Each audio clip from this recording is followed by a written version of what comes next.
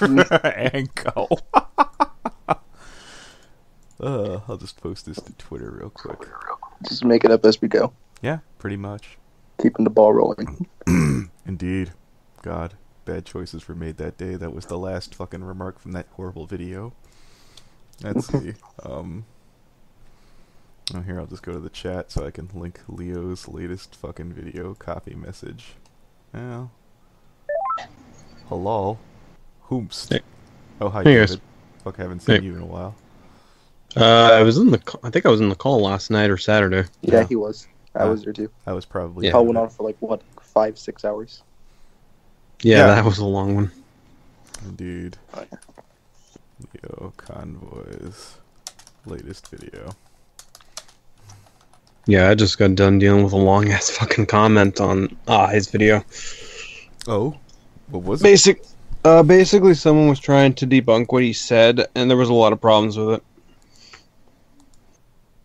What? Like him, Oh, like fucking... one of the arguments the commenter brought up was like, "Oh, this was written during a period where entertainment mattered over details," and I'm like, "Yeah, it may have been written during that time, but it's still a problem."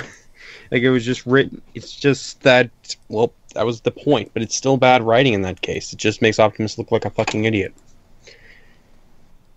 And it's funny because later, near the end of their paragraph, they say, "Oh, why didn't insert character do this? Bad writing." And I'm like, you literally defended 2 instances of terrible writing, yet now you want to call this bad writing. What? Ugh. Oh, what the fuck? Where's the stream when I need it? Mm. It says public. I haven't gotten anything yet. Oh, let me refresh. Yep, there we go. Okay, I guess I'll refresh it again on my end.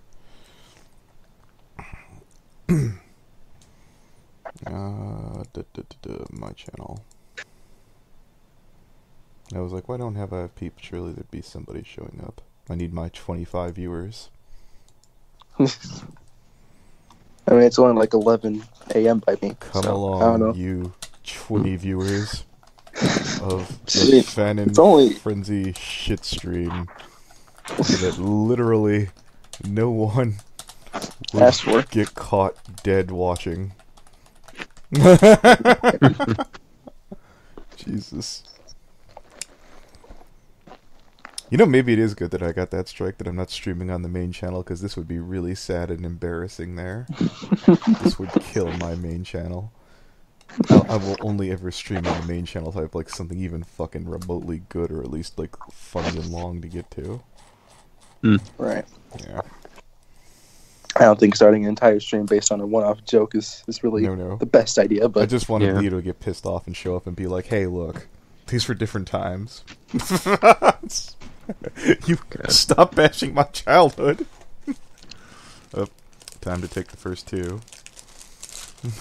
Oh, boy. Yeah, he's probably not even going to join because I think he's at work or something. Oh, I know.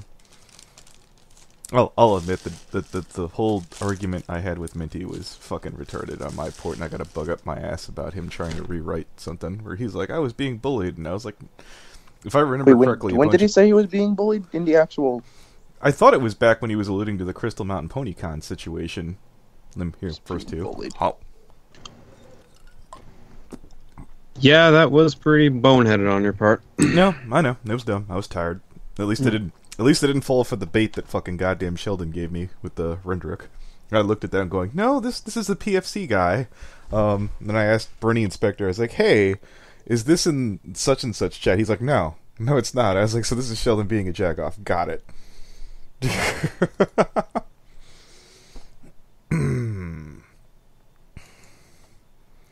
We got a whole 2 viewers, and it's probably me and Stepius. Oh boy. Oh boy, indeed, Mr. Krabs.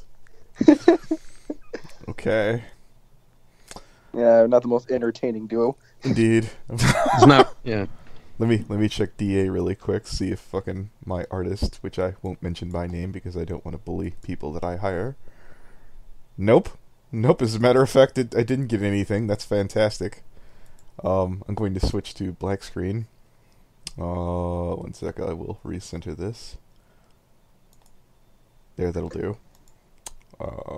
Fuck. I'll bug Kenny. Hey, you still open for business? I might need that digi-pick you after all. I'll just cancel with the other artist if they don't get back to me soon. Okay. And scene. We're back good.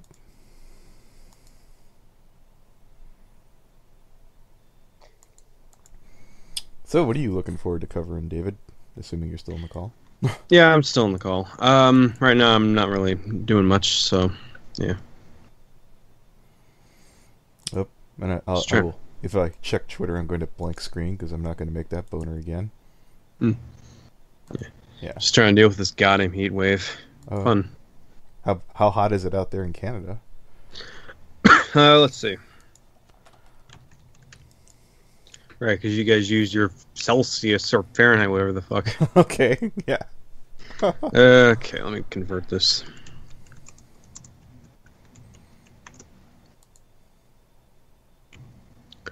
Yeah, 33 Celsius, so about 91 Fahrenheit for you guys. Oh, nice. Mm-hmm. That's fucking insane for over there. Yep, that's summer.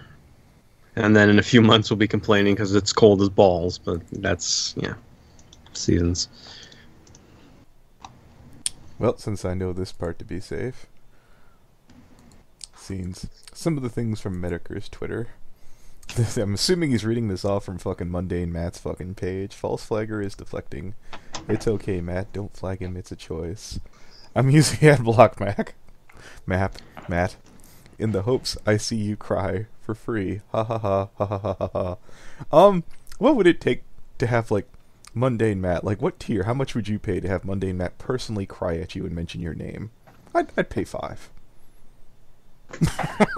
I turn off that pesky ad block. Indeed. Let's see. Isn't this guy flag doesn't make fun of him? He's pretending nothing happened. Matt doesn't want to try and get ahead of his video on Mediker, so I'm gonna head over to fucking Mundane Matt's page and pause the video immediately. If I can even get to his channel. There we go. Pause. Shut up. Stop talking, Matt. Nobody wants to hear you, you cunt. Behind blew up now. Okay, and we're gonna pause. Yep, paused. 1 day ago during this. And the subs keep dropping and dropping and dropping. I thought he was at 158. Where was his high point? Let's see. Before the sub drop was 161,517. And now it's continuing to drop. It seems to be increasing every other day now since the 10th. Today it's 433 at this point, but yesterday was 1,283. So, based off of this first top comment here from the video, Bethesda blew up and how it handled using game sales on Amazon. It said, who keeps coming back to check the likes and dislikes? And I was like, well, I'm going to leave a little dislike there because I'm a nice guy. I'm flagging, I'm snitching. Let's see, false flagger. I'm just seeing how many people are giving him a hard time. Seeing if Matt is actually asinine enough to go through and micromanage. You know what? This is probably popping his views, I would imagine. Matt. Let's see. You racist piece of shit. Let's see. I'm again reading off these comments. These thoughts and opinions do not reflect the channel. How is this new job hunting going for you, Matt? It's going to be about Mundane. This comment has been deleted. This dude sucks. That's true. Matt is a lying sack of shit. That is all. Okay. Oh, this one says he's fat. I wouldn't have known that. Thank you, sir.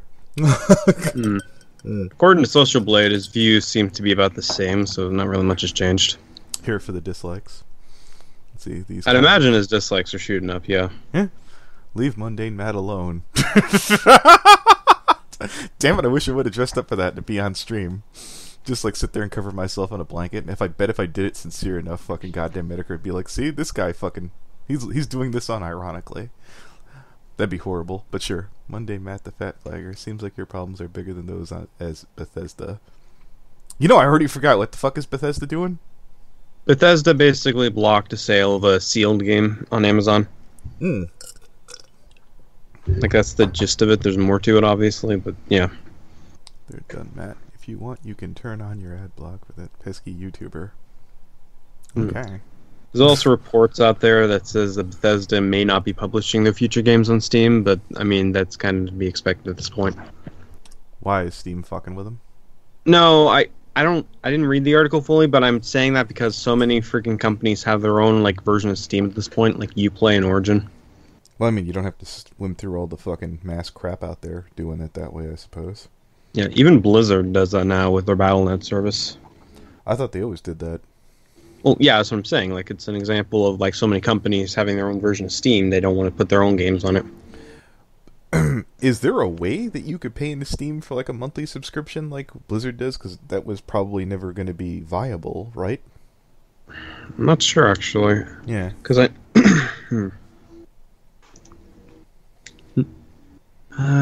looks like his for Mundane Matt, it looks like his Patreon is dipping a bit, but yeah. Let's see. Highest was 143, now it's at about 130, so not that much, yeah. But yeah. Hey Matt, if you're listening, I'll throw you. I can't go over 20. I feel like that's very generous for a podcast. Hour tops. I suppose you could refuse any question that you want, but you'll look really bad. What do you think? $20, Jarbo. I feel like I'm being very generous at this opportunity. You know what? I'll go 40 just because I think I'd be able to lure bigger people on to give them a hard time. I'll take that gamble. I'd be paying more just to get the other people to fucking come on and give them a hard time. Hello, Blake Diamond. Was good. Oh, good, your microphone's working. You ever watch pro wrestling? Yes. You ever see ECW? Unfortunately, I did not see the original ECW. I saw WWE's watered-down version. So, whenever you come in, I always remind myself of Simon Diamond. And we'd come out and go, Simon has a problem. And then everybody in the audience would start chanting Simple Simon.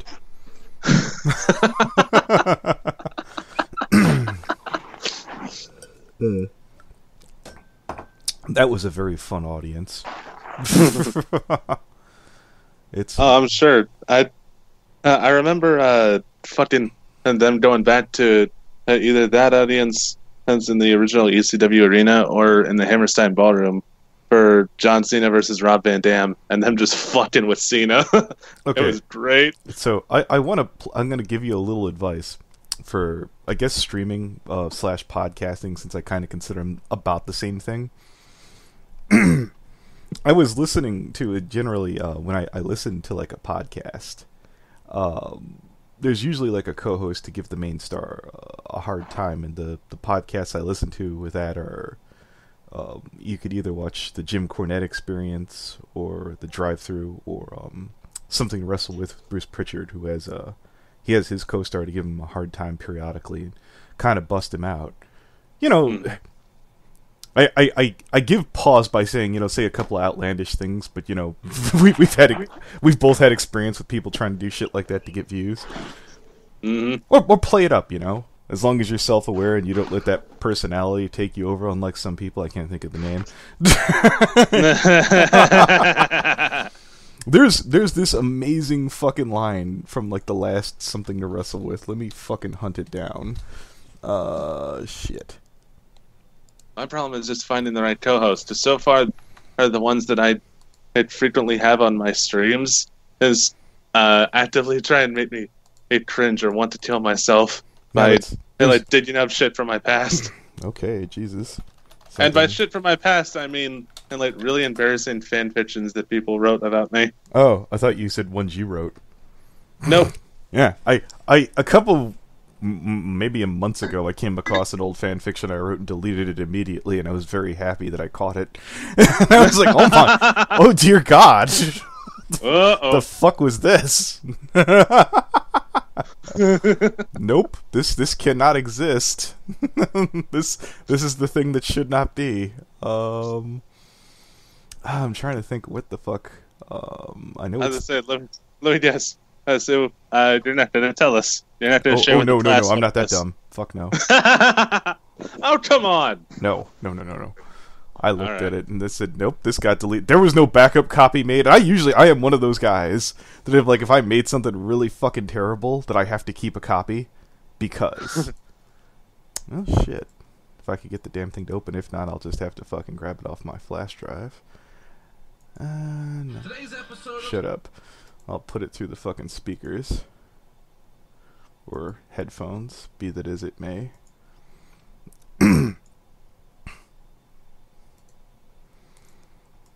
Did you know that fucking Hulk Hogan worked on a Steven Spielberg movie? There's no way. One. Gremlins 2. Oh my fucking god. It's a Spielberg movie. No. Oh yeah. No. No. Counts. All right, let's look it up. Let's look up Gremlins 2. Did you know he was in it? No. Yeah. I know he was in Rocky 3. Yeah. Well, that shame on you. But anyways. Okay. Gremlins 2, directed by. Oh no, I maybe I stand corrected because they were saying because it says Joe Dante and I'm seeing to see if there's a Spielberg credit here. Unless they cut his name out of it entirely. Why would they do that? It's not a very good movie, Was I he guess. even there in the first place? You know what? Let's look up the first one just to make sure. You know, there's an easier way to prove you're right. Just put fucking Spielberg. Gremlins 3 Hulk Hogan in Google. No, I know he's in there. I know for a fact because I've seen the movie. Oh, I know for a fact. Okay.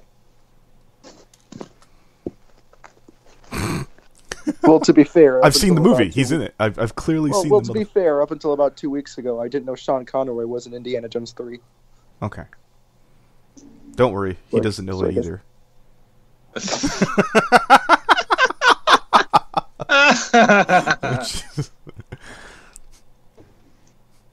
I don't know what I meant by that, but I felt good. I just like taking shots at him. It feels good. Yeah. Feels good, Let's man. see. I could swear because they were saying he did for a fact. That's not showing up here. I'll be damned. Well, whatever. Maybe, Maybe yeah. Anthony. Maybe you were wrong.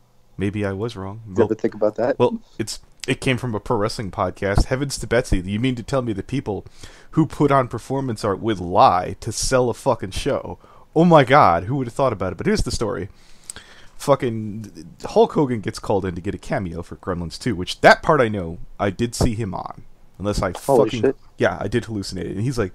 They're like, look at it this way. We can't pay you a lot, but you'll get a chance to meet Spielberg. And he's like, yeah, I can meet Spielberg. Now, what he says next is what I want to play for everybody, because it's fucking...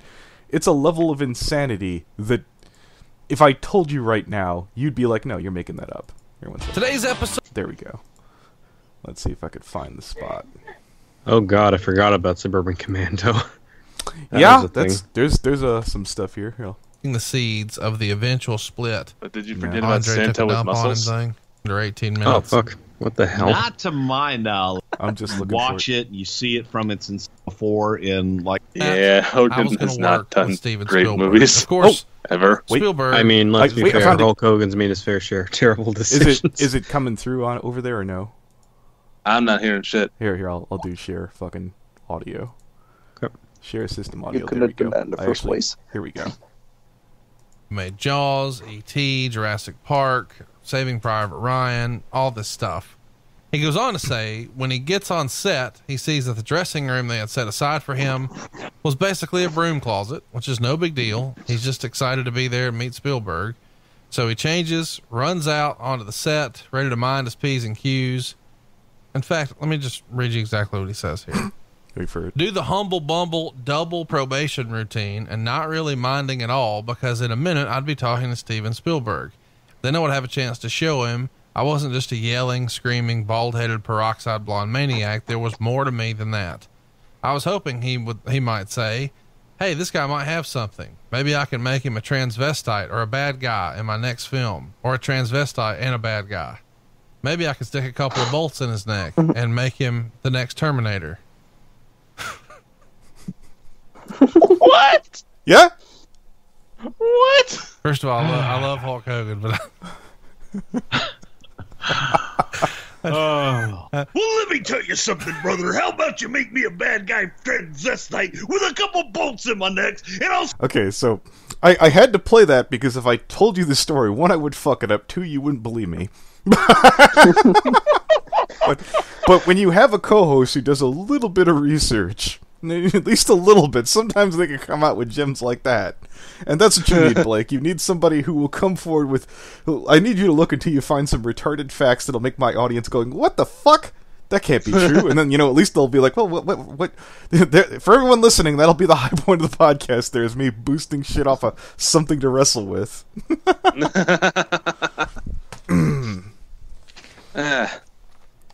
I'll keep that in mind when I'm screening co-hosts. Okay. That way, and if I've managed to find somebody better than who I currently got, I can give those bastards the boot.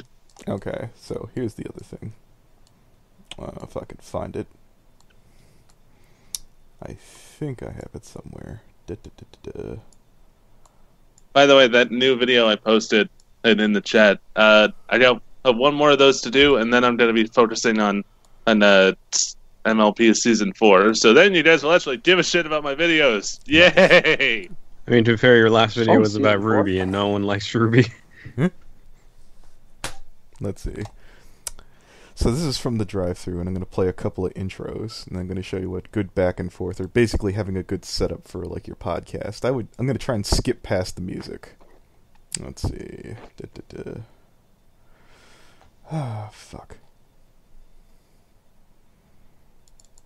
The following is part of that program. Oh, Jesus. There was this that the following is.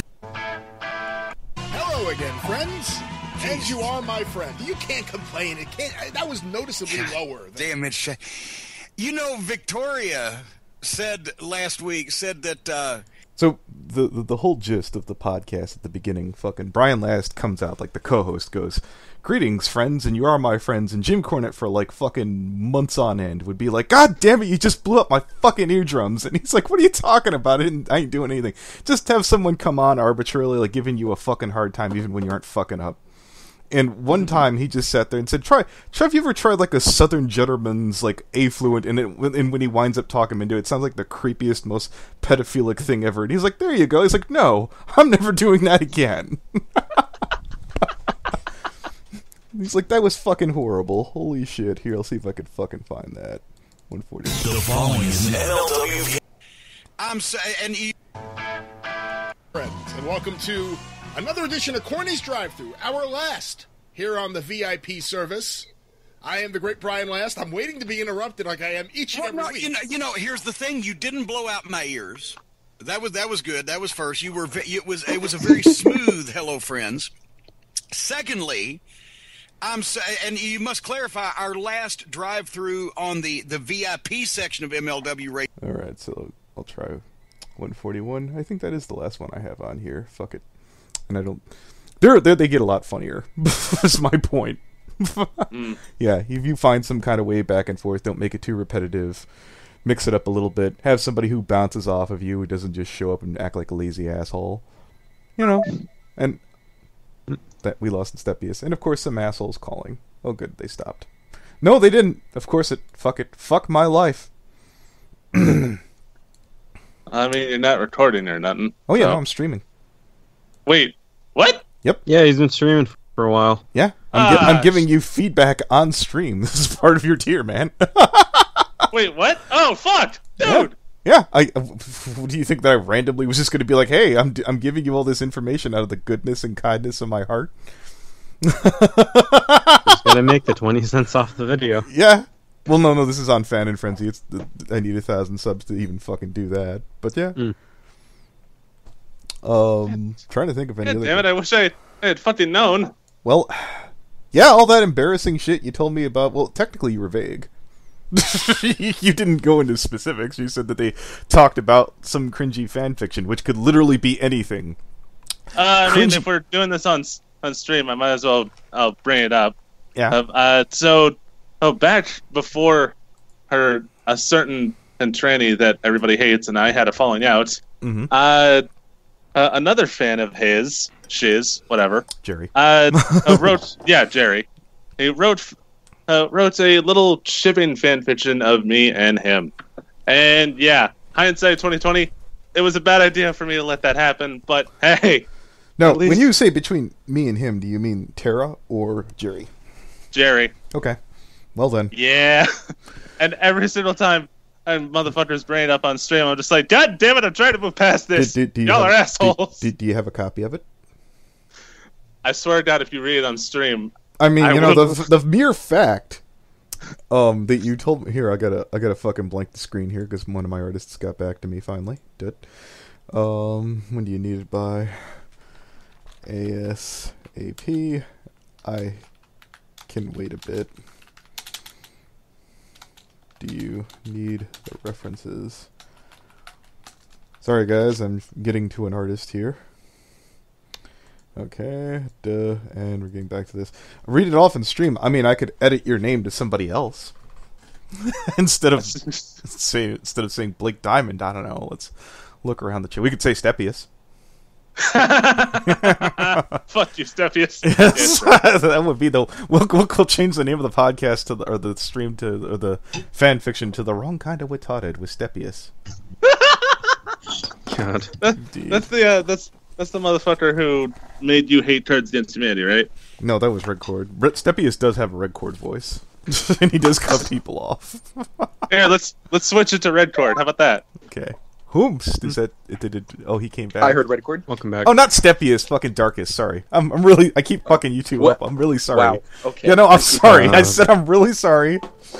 It's not like I think that you're. It's not like I go around looking at people and going, "Oh, those people are Stephius tier." No, you're one of the good in the Stephius.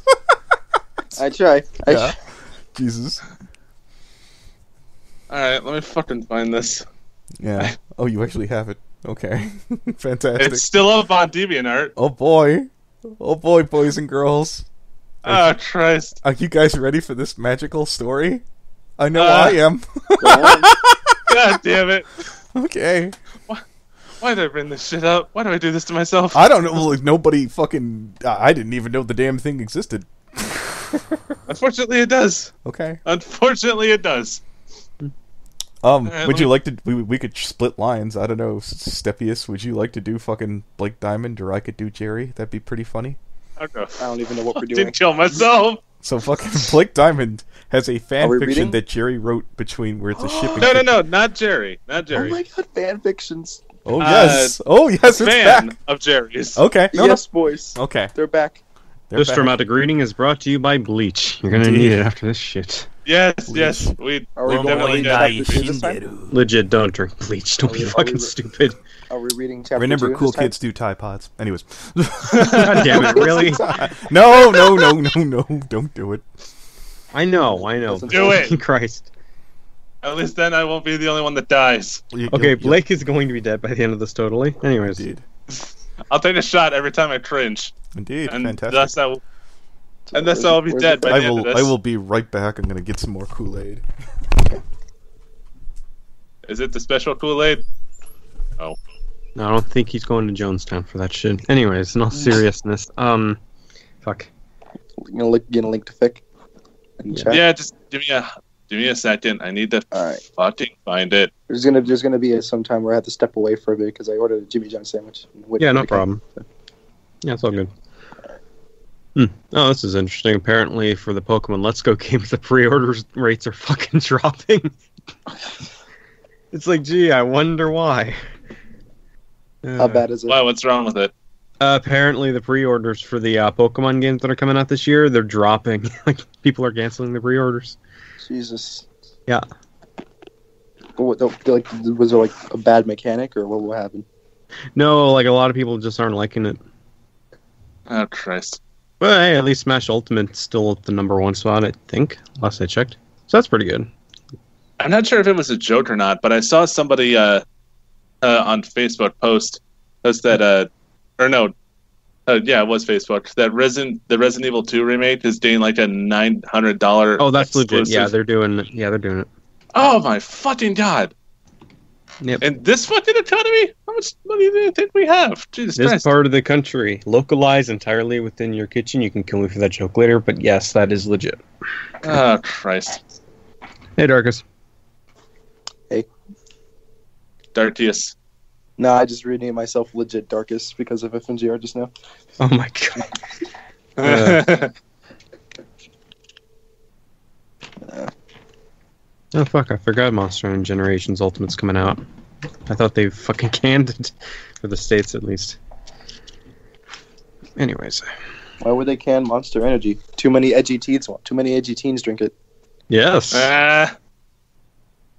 Alright, I found it. Darkness is like, okay, I see how it is. I can't believe I'm letting you guys do this again. Or, not you guys, but I can't believe I'm sharing this. You didn't have to mention it. Yeah, but at the same time, and you know, we love reading fanfics here on the Fan and Frenzy channel. Yeah, I just don't like them being ones that were written about me. Especially from a dark time in my life. Right. Let's see. Oh, I guess it's funny Anthony mentioned wrestling earlier because Jim Neidhart died. I know, I saw that on Twitter. I was like, aw, rip. Yep. Oh, great. Mulan's trending. I wonder what petty shit it is this time. Straight actor got cast to play a gay role. Oh, for fuck's sake. Yep. It's some dumb shit. Mm-hmm. Wait, Darkest said, Darkest in chat had said that you guys read Stockholm? What? I We didn't did not read Stockholm yet. That is not true. Yeah, implying you guys are going to. Jesus. I don't know. It's in the air. Fucking hell. I mean, one other. I don't know if it's actually going to happen. I mean, my homeboy Bill from Kentucky, he did a dramatic reading of Stockholm. So I was going to read it in the Red Chord voice. Nice. All right, I found the fucking fanfic. Right. I'm ready to kill myself. Right. Just this There you go. Chinese piece for creating with DG instead of right. Hang on. I almost fucking posted that in the limbo chat. I don't want everyone seeing it, just you bastards. Oh, thank you. There you go, Anthony. Here, 1 second. I'm sending you. I just want to get this art request out of the way. Profile. Just go to notes. Sent. All right. Just give me a minute. Sent notes.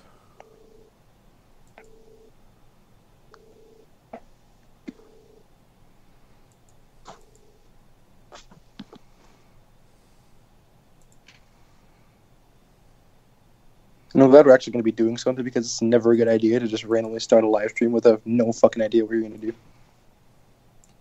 So at least we're doing something. Mm-hmm. Yeah, no, just 1 minute here. I'm going to multitask because I need to get some artwork done for that Digibro video. Oh boy. I am a big fan of illustrations. No, that's definitely going to be in there. I'm not. I mean, it's like there's nothing wrong with what I said, and I was like, even if you argue morally and legally, like civilly.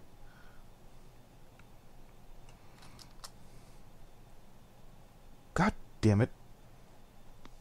Sec. Let me fix this. Edit. What the actual fuck is this in Stepius? What is Steffius doing? I don't know. Posted a link to Red Cord reads Stockholm. Oh dear. I just made a thumbnail for it. Don't worry about it.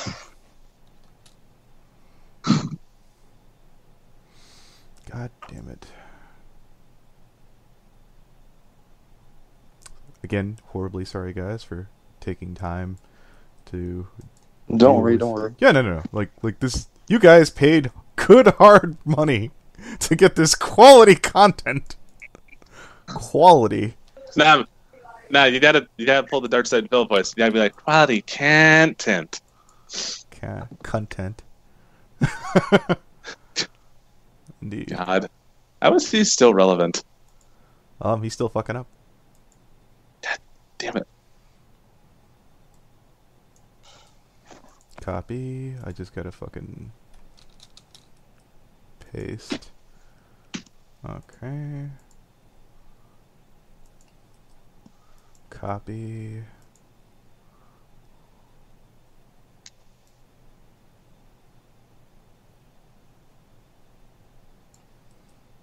Paste. And I just got one more after this. Come on. You want to work. Pretty please. I don't think it does. No. Yes, and Steph, yes, there are kids diddling in that fan fiction. Well, then... Is there? Here's your vomit bag. Fantastic! No, the pedo fanfic, the fucking one that Red Cord read. What? What the fuck are you talking about? Stockholm. And Steph just posted a link in Limbo to some dude doing a dramatic reading of Stockholm, the Jerry No, Pete it was a fanfic. thumbnail. Oh, it was a thumbnail. My bad. Okay, my head hurts. Well, my head hurts hard. My head hurts too now. That's why I'm getting Alright, food. just give me a second here. Oh, Darkus is asking what's up with the title for the stream.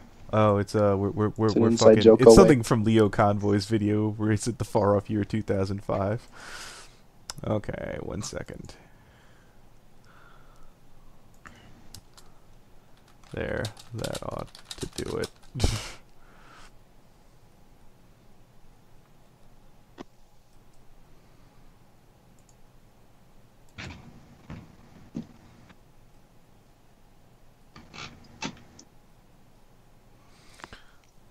Okay, I can switch back from blank to full screen, go back to this page, and we will go to the Blake Diamond. I mean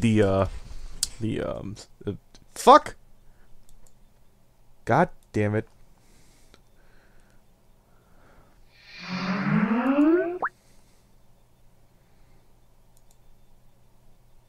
Hello? Hello?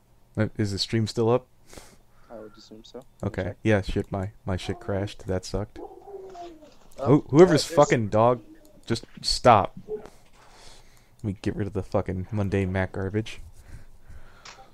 Yep, we have a whole 2 viewers, Redditors. I mean, it's more than I get. Yeah, it's fine. No 9. That's fine. So, okay, so we're gonna call it the SDX Darkus, like, fill-in. I'll wait for Steppius to come back, because he's gonna potentially read off half of these lines. You do know that when you were shifting tabs, you showcased your DeviantArt for a second, Okay, including your notes. alright, let me take a look. Blank. Yeah, there's nothing really incriminating there. Okay, because you kept shifting and all that jazz, or kept going to black screen and all the crap when you were on DA, but alright. I was just trying to not show the DM that I sent to Kenny for the art quest. I mean, they're going to find out the original artist if they study it, but there's no heat. I just want to get an artist who's not busy at the moment. I have no ill will towards the person who's busy. Alright. Alright. Hey, dog. Hey, dog eye. We're streaming, by the by. Yeah, I don't feel like I'm ambushing you. If you want to hang out, it's cool. We're going to read off one of Blake Diamond's many magical fan fictions. Could you send me a link of the white outfit? Alright, listen, motherfucker. Don't be fucking spreading lies. Okay. This isn't my fan fiction. Oh. It just happens to have me in it. Okay, just a second here. I have to go back to the notes, because why the fuck not?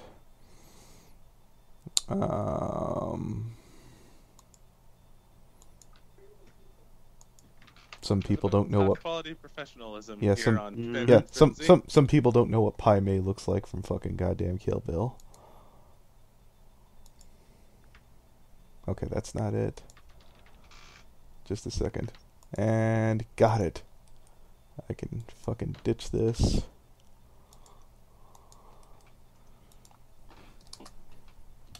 I mean, if you have some other ideas that you think work, by all means. Okay. Now I can fucking... Yeah, there we go. Scene. I can get rid of all that crap. Bunk. And then we get back to the glorious fan fiction. Indeed. Oh boy. Indeed. Let's take a look here. Lambie and the Wolf. Are you sure? Mr. Diamond? Oh, no, I see Jerry in there. Alright, so we're going to swap out Blake's name for SDX Darkus and just say Darkus here, I suppose, right? No, okay. Sure. You know what? I feel like I could do better. Let's look around. Look through my beautiful friends list. Let's go the editor. Let's go with the editor. I'm a little salty at the editor because he fucked up something the other day, and I'm a petty, shitty human being. Wearing a thin t-shirt, plain denim pants, and a dark-haired man is looking at a cloudless sky curiously, not expecting such a hot day, especially in the dead of the winter in Canada. Okay, we've got a winner here already. He actually had to dig through his closet. I'm not shocked this man's in the closet to find a shirt he wouldn't end up baking in. He ponders quietly from the balcony. Oh my. His hands loosely clasped around the safety guard. He notes the wood is an extremely glossy walnut color. He bends down to inspect the railing closer. He notices a faint wrinkle near the corner of his left eye and is genuinely impressed with the high quality of the gloss. Okay, hey editor, Jerry calls out. When did you get on the balcony? I don't know. The editor calls back. I think Tara up there it is. Yeah, whoever's got that, mute if you're getting a lot of background noise. I think Tara had installed or something before she left. How am I supposed to know? Who left? Out of curiosity, who left our horrible shit show? Has to be Dog Eye. No, I'm still here. Oh, so David said fuck it. He said you can kiss my ass. Hi, editor, Jerry calls out. When did you get to the balcony? I don't know, the editor calls back. Oh no, I already got this part. Jerry remembered belatedly that the editor only recently moved in. A series of misadventures that led the editor here still brings a reflective smile to his face. Who else left? Dog Eye left that time. Tara. No, I'm still here. Okay, what the fuck is going? I have to get back. There we go. Oh nope, David left twice. All right. Okay. Tara was away studying abroad, or two, for the rest of the year.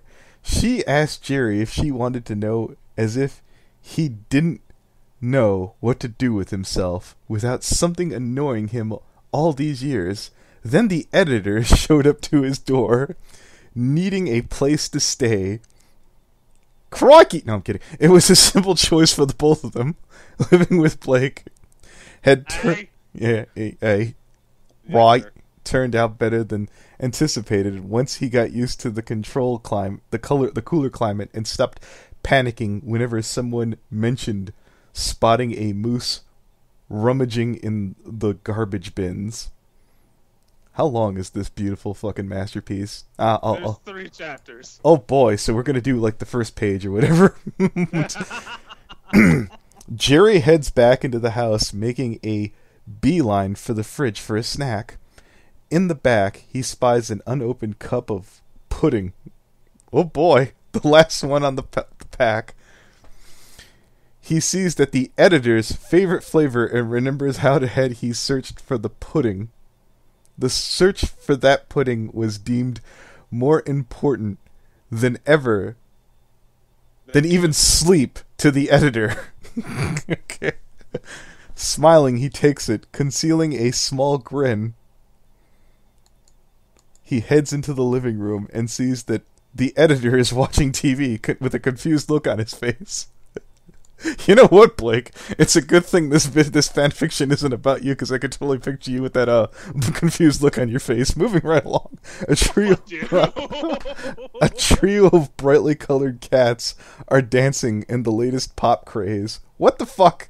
Jerry looked at the TV with a faint disinterest and returns his focus to the snack in the hand. I wish I was selling this. This is the right kind of retarded. Popping the cup open, he deftly snaps the plastic spoon off the side.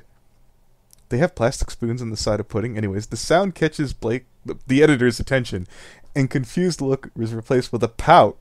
Well, you are a pouty person. As he tears his gaze from the TV to Jerry. Jerry enjoys a spoonful of the creamy dessert, but he knows what's for dinner. No, I'm kidding. As the editor looks at the cup mournfully. Okay. That's the last one he whines. Good God. Do you know how hard it is to find white fudge pudding in Canada? I sure don't. I do, Jerry states smugly. It's delicious. What the fuck? Jerry hears more, then sees the editor leaping off the couch with a strange cry. Blake tackles him to the ground. The editor tackles him to the ground. Struggling definitely. Jerry stares at the editor as his back is pinned to the ground. He feels the spilled pudding coat his hair. Oh God, I don't think we're gonna make it much further. He could feel the sticky substance dripping down his neck, thoroughly coating his hair and face. Jerry quietly thanks God he doesn't believe in that Tara isn't around to crack jokes about being covered in sticky substances. Oh my, not to mention having the editor straddling him in the living room as horrible pop music plays from the TV. I think I want to vomit in all the right ways. If you didn't know better, you know what? This is time for Kratom. 1 second.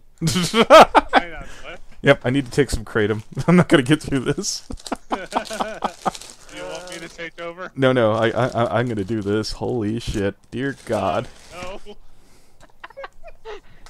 God, I was supposed to go to the bank today. Mm-hmm. Up. Dot 2. There we go. He would have thought he was a terrible slash. He would have thought he was in a terrible slash fiction. His snack ruined, he turns his attention to the dark-haired man on top of him. What the hell, the editor, he growls. Oh, now. Off now. Off now. No, it has to be way more effeminate considering who the person is. The editor looks at him thoughtfully. Now that sounds nothing like Blake. Suddenly a positive, devious look paints on the editor's face. I just imagine in the eyes rolling around like two like fucking goofy marbles. French toast. Anyways, he would have thought low tide. He would have thought he was in a terrible. No, you got that part. The hell, Blake. Let's see. The editor looks at him thoughtfully. Suddenly, a positive look looks to paint Blake's face, but the editor's face. Not editor's face. Yes, indeed. Not liking where this is going, Jerry gulps loudly. I am not even going to try. Jerry feels his shoulders being pinned to the ground, struggling violently. You know what? If fucking what's his name? If Jack Nolan was responding to this, this would be Jerry being raped in effigy. Indeed. And good lord, he can almost hear the snide comments as the editor's tongue grazes. Okay, so I'm gonna get to the end of this line and stop. His ear playfully licking the pudding off his ear. He hears that the editor purr thoughtfully in his ear, and that kid's. I'm gonna put the. No, wait, I can't put the link in the thing because what's his name here would be very upset. But what I will do is I will put the name of the DA person in question. If you could find this beautiful fan fiction this way.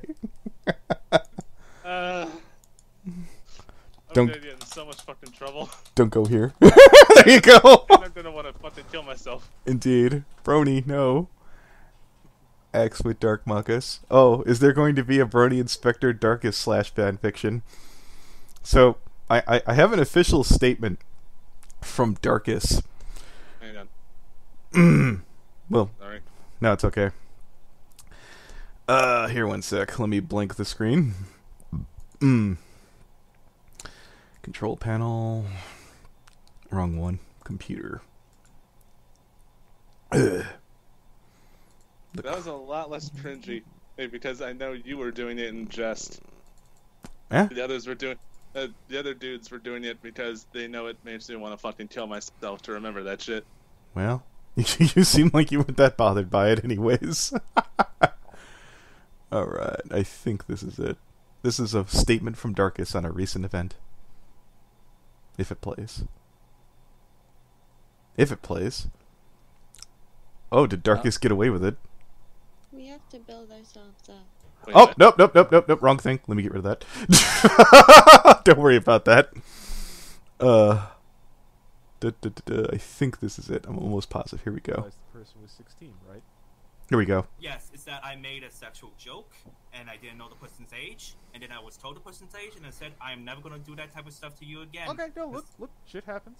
You disengaged. That's cool. That's your statement. If you're playing something, I don't hear it. But I didn't want to be like, well, Oh, no, 1 second. Okay, no, that's cool. All right. Let me go. Oh, yeah, that's right. I got kicked out of the call. Oh, that is good news because the first one didn't play. Add, share, system sound, and away we go.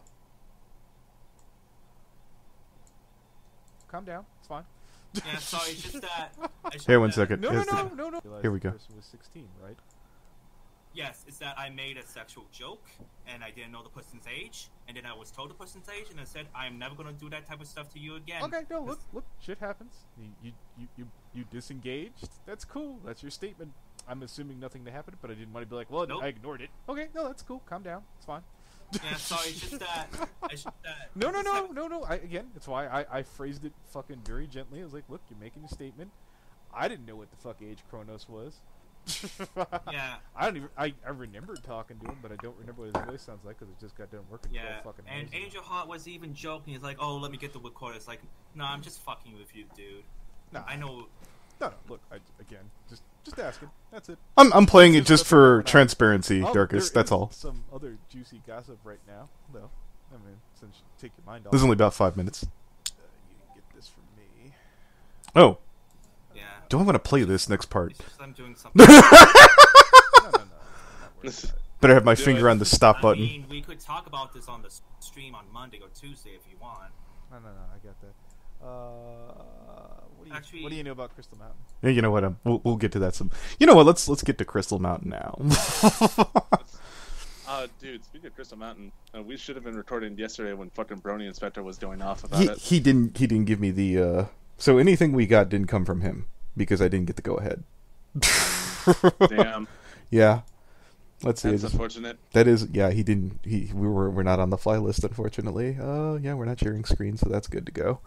Let me pull something up. So for anyone going to Crystal Mountain PonyCon or anyone who is a vendor, they allegedly overbooked. I'm looking for a link that I had. Assuming it's still around. If it's not, it's not. That would suck. Fuck. Oh, here we go. I fucking hate YouTube's algorithm sometimes. So there's a letter that Crystal Mountain PonyCon put out recently to announce that this will be their last one. I feel like it's a good time to read that off. Dear Crystal Mountain Pony people, I'm going to put this link on the dashboard. Dear all the party people in the house. Crystal...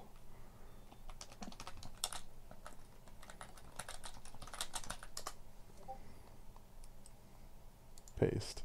There we go. I can't believe that it's been 6 years. Jesus, that's a long time.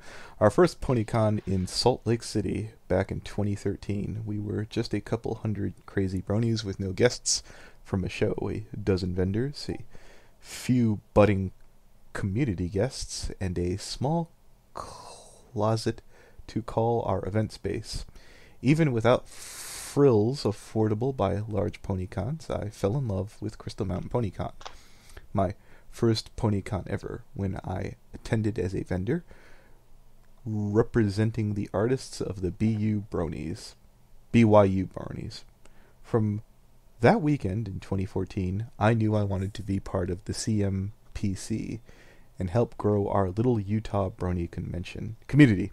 I begged Shane Gray and Julia Johnson, a con chair at the time, to let me join the team and contribute. My persistence paid off when I was appointed the head of public relations for our 2015 event, working with a weak internet connection in a small, wind-swept trailer in the middle of nowhere, North Dakota. I made my first press release and official invites to the community guests. This resulted in some impressive coverage from the local Fox affiliates, not to mention, classy, the continued... Sorry. No, I knew it was you, dog guy. That participated in the Brony analyst community, including Silverquill and Josh Scorcher, thanks in part to Dr. Wolf. In a bold gamble, we invited our first guest from the show, the infamous writer M.A. Larson, with the later help of local pony guru Scott Kinsley, a generous anonymous donor. We were able to bring Shannon Chan Kent and Kelly Sheridan to CMPC 2016. The gamble paid off with a spike in our usual attendance, yet still left us yearning for elbow room. We got that elbow room when we moved our 2017 event to the Davis Conference Center in Layton. Is that Texas? Anyways, we welcomed the talented Andrea Lipman and Michelle Kraber and Monique Kraber and Gabriel Brown. Did you know that Andrea Lipman's following Horse News on Twitter? So anyways, to participate and perform for us. We have unprecedented levels of our participation from musicians, community guests, vendors. Well, believe me, we know about that. Not to mention an increased level of attendance. Plus a few dozen of our CMPC patrons had the honor of joining Kraber and Brown in an epic, once-in-a-lifetime Nerf war. That sounds really gay. Bolstered by our success, we pushed for another year of CMPC. We took longer than usual finding our next date and venue, but eventually settled on the Utah Valley Convention Center in Provo for Labor Day weekend. Our staff was working tirelessly this year to bring another solid lineup of events, musicians, community guests, including our headlining special guest, Nicole Oliver. That's a Celestia, right? I think so. By Yeah. the way, little short side note. Oh, both of you think anything was gayer than the fucking fanfiction you were just reading? The Nerf thing. Anyways, Peter knew, Big Mac. Rebecca Shiriet? No idea who the hell that is. We also were proud to announce the arrival of comic artist Tony Fleece, and nobody gives a shit about the comic. Because I could see Lio Convoy reeing in the audience. Who will be designing our con poster and our sponsored t-shirts.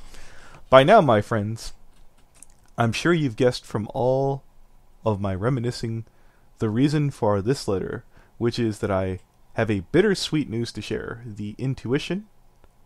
Your intuition is correct. After much discussion among our nonprofit board and top staff members, we have agreed that CMPC 2018 will be our last year. Please allow me to elaborate on our reasons why. Even for small conventions like CMPC, it takes hundreds of hours, months worth of time working as often as would be required from a part-time job, but without pay. While we love what we do, the fans that we do it for, we sacrifice time from work, hobbies, health, families, friends to make CMPC happen. In the recent years, we've had staff members get engaged, married, suffer family crisis, start their own businesses, accept better paying jobs, commit to work in other Brony conventions. We want to bring you the best convention year after year, but realistically we lack the consistent horsepower to do so. We agree with BronyCon that the attendance in the fandom has been on the decline. The height of the fandom, it may be possible for the community to sustain 30 plus conventions worldwide. That's no small feat. Over recent years, however, that level of interest and support has regretfully passed. Our hope is that by the end of conventions this year, we will free up time and finances of Bronies in our area to support other conventions in our region like HRPC, which one? High Roller PonyCon? Yeah.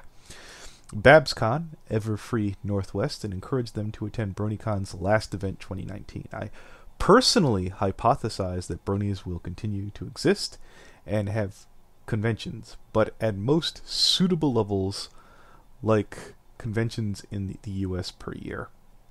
Just want to check something. Oh, I've been on the blank screen for a minute like an idiot. Finally, not a big deal. Finally accepting that CMPC 2018 will be our last event allows us to take certain liberties that would otherwise fall flat if we revealed our discontinuation after the fact. Once again, similar to what BronyCon is doing, we are going to make this the biggest event for the most amount of people as possible. If you are a Brony in Utah or the surrounding region, this is your year to take advantage of this. Have to take advantage of what we have to offer. We've decided to slash prices for attendees across the board. At this point, I've never found the actual con attendance is the sticking point. It's the travel and the lodging. I mean, unless you buy it the last minute, because I've heard BC was like $100 if you bought the ticket the last chance you had. Our event is fully funded, and we want you to encourage as many patrons to join as possible. This weekend only, August 11th to 12th, we have cut our prices up to 50%, expending the time to buy our badges with perks, and have granted by one of our hotels a final discount extension. All proceeds above and beyond our expenses will be donated to a local charitable cause. To be decided. We also invite any remaining Brony conventions, local nonprofits, charitables, causes to request a free table. Good luck with that from what I've heard. Outside of the vendor hall. As a thank you to all the vendors who have joined us for the last several years of CMPC, we will be opening our vendor halls to the public for free. Okay. We'll be sharing this across all our platforms, and will all our partners, and we encourage our vendors to do the same. I can't see that going probably wrong, being flooded with people that aren't supposed to necessarily be there. This will allow casual passerbys the fund constraining attendance in every Brony to browse the vendor hall without a badge and hopefully put their money towards merchandise in the vendor hall. The Utah Valley Convention Center is a 3-story event center with plenty of couches and tables. We will most likely be the only event in the building that weekend, aside from the activities and panels. My voice is so dry. Reserved for paying attendance on the 3rd floor. You are free to lawfully lobby con, save rules of conduct apply will be enforced. We also recommend you take some time to enjoy the delicious food, shops, and activities presented in downtown Provo. Good lord, does this ever end? We also are looking for photos, videos, testimonies, memories from past CMPCs. We will be making a tribute video and possibly a memory book. We encourage you to find your favorite CMPC memories to, you know what, I'll just include this if I can. As soon as you read tribute video, all that went through my head was that fucking Sarah McLachlan song. Yeah, you guys can follow the link in the description to get that link, the email.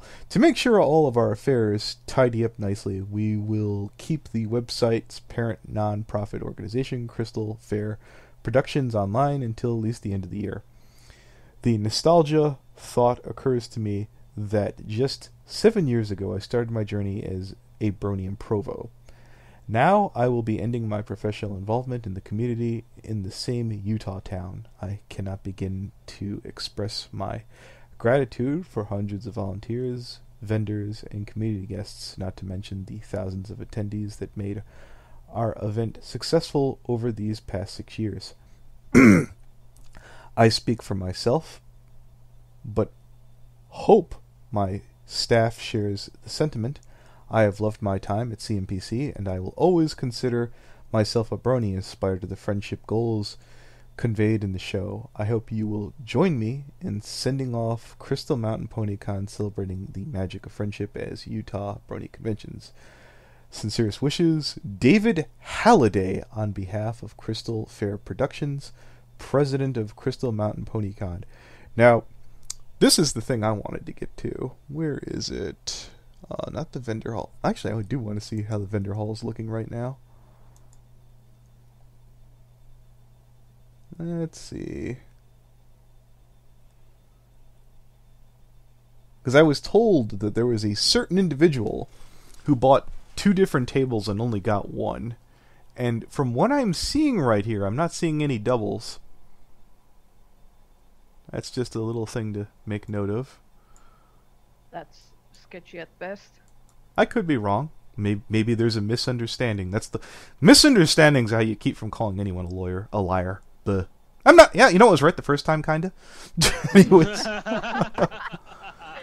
let's see. It doesn't have. Let's see. Click here to purchase. It doesn't show a list of the people working at the con, though. That would have been nice.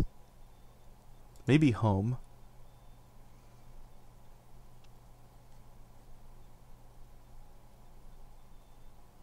Yeah, we'll go back to that. Who was rumored to be working in the staff or whatever?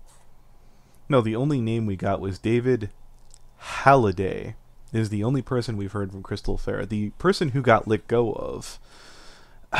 Jesus, I'm trying to remember. I may have to blank the screen again to go looking and searching. Let me go take a look and see if anybody knows off the top of their head.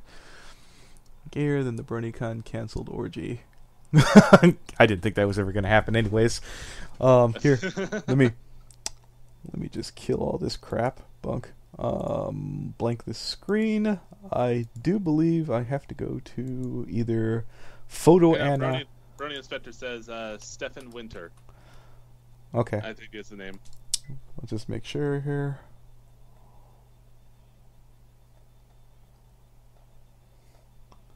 It's good to see that I can go back to Photo Anon's channel without any hard feelings, hopefully. And without having to immediately end the stream because of NSFW shit. No, I don't see any of that, but I just want to make absolutely sure.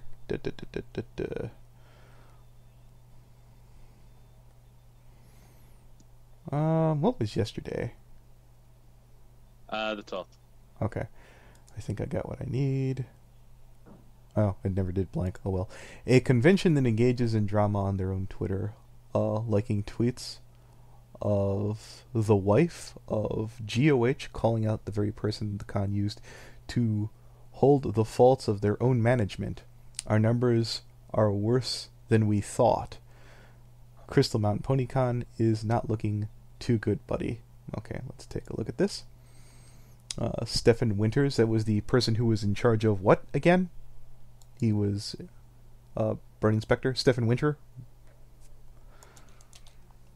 What was Stefan in charge of again?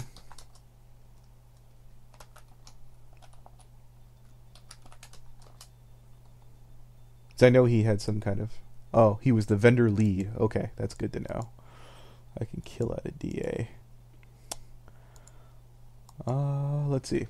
There's something almost poetic that the con liked this tweet. How pathetic.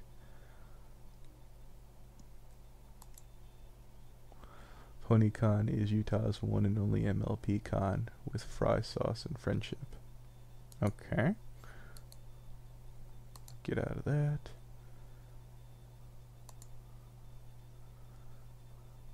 This is clearly Horse News' fault. Well, not any horse news.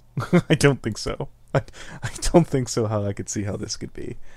I mean, unless, of course, this all ends up being bullshit and Crystal Mountain PonyCon goes off without a hitch, I suppose that's possible. But, not looking that way at the moment. Oh, wait, they fired the vendor lead who spoke out against the... which would have been Stefan Winters, accusing acceptance every vendor on their wait list. Well, there is 40. How many vendors do they have at BC? Let's take a look. That might not be. BronyCon 2018. Let's just check a look. Vending. Okay.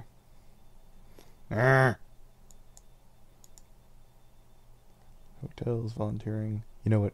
I got a better idea. Maybe they could do this. Vendor hall.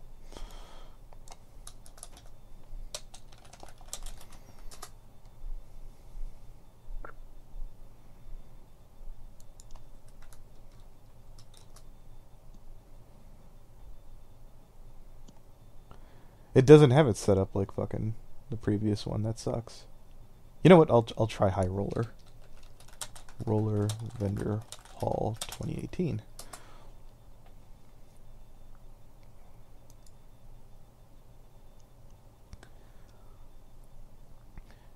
See that the problem with this here is that I'm looking at High Roller and they have about 26, so that does look pretty packed in there.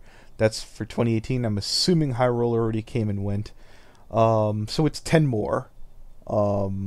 Does anyone know if High Roller PonyCon is supposed to be that bigger than fucking Crystal Mountain? Let me just shut that the fuck off. And dead. Oops. Yeah. Live dashboard. So, Brony Inspector, is High Roller PonyCon a bigger convention than, say, Crystal Mountain? Because from what I'm seeing on the floor plans, there does seem to be, there was 10 more spots for Crystal Mountain. That's the one that's coming up that has the allegations by it, versus High Roller, which only had High 30. Roller had 300 attendees according to Brony Inspector, so not as big. 300 attendees, so okay. How many attendees are they projecting for, fuck off. How many Hall was slow. Okay. Any idea how many attendees for Crystal Mountain PonyCon, Brony Inspector? I'm guessing he can't just join the call, can he? He's free to. I think he's probably busy or at work. Let me blank the screen really quick, so before I check my notifications. You said 80 pre-registered. Oh. That's horrible. Yeah. Yeah. I actually don't know full numbers versus pre-registration. 80? Is that just... So twice as many people are going just from pre-registration than the actual people who fucking are going to the vendor hall? What? Apparently. Unless you're talking the 80 vendors registered. Oh, well fuck. 80 people! Okay, so let me blank the screen again, because I have to go tell somebody that. So, I'm being told 80 people pre-registered total. At this point, the only cons that are going to be left that I actually give a shit about going to will be Power Morphicon and RTX. Oh, here, 1 second. These are the things that you linked me. Yep. Upper body. How much? Just wrapping up that digi commission. Or purchase for commission. Good lord. Okay, scene is back up again.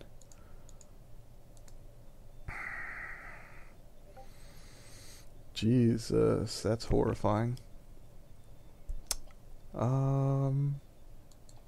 I guess we'll look up the Horse News article. Let me blank the screen just to make sure that I don't... Ah, damn it. What? Steel City Con was this weekend. I could have gone there.